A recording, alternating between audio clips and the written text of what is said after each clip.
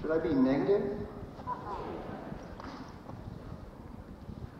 Yeah.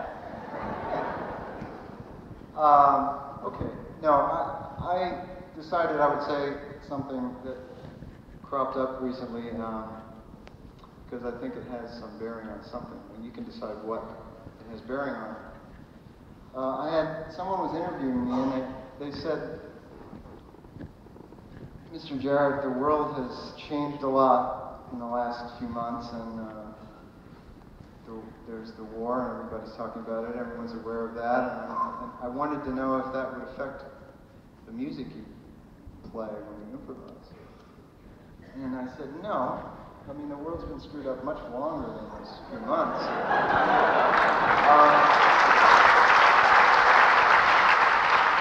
But, you know, I mean, then I tried to look for examples of how, I mean, things change, but they don't seem to change correctly. Like, we have progress, but what is it? Because there's never an end. We sell arms to a country who becomes our enemy and things like that. So I tried to figure out what in modern times has changed, even though everything seems the same to me, and just as silly and world-like as it always has.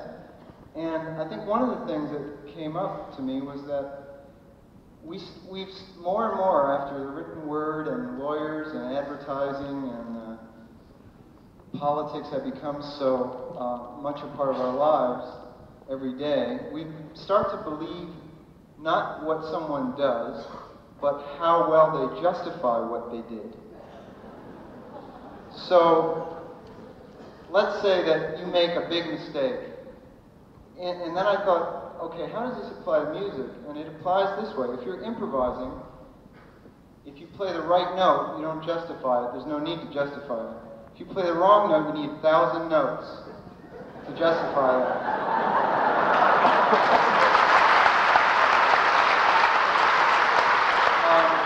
One of the reasons improvisation has gotten a bad rap, meaning misunderstood in a light-hearted manner, is because most improvisers need thousands of notes for each wrong thing they do. And that develops into thousands of habits that always develop with or without wrong notes.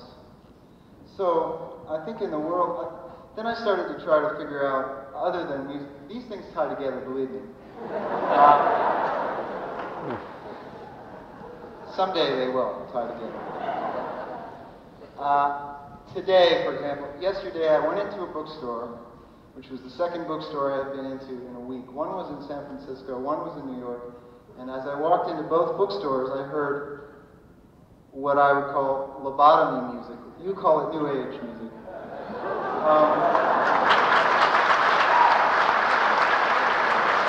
Which made me think of the connection between New Age music and New World Order and 1,000 Points of Light.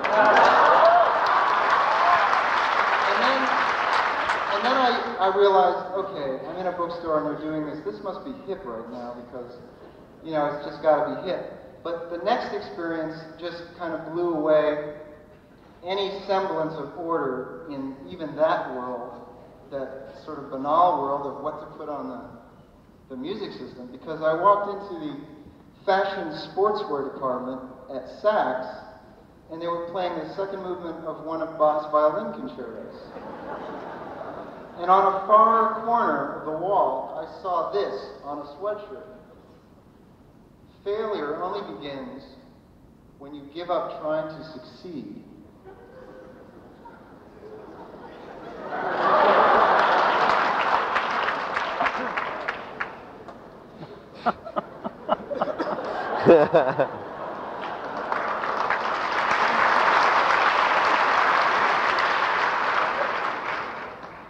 See, that's not true.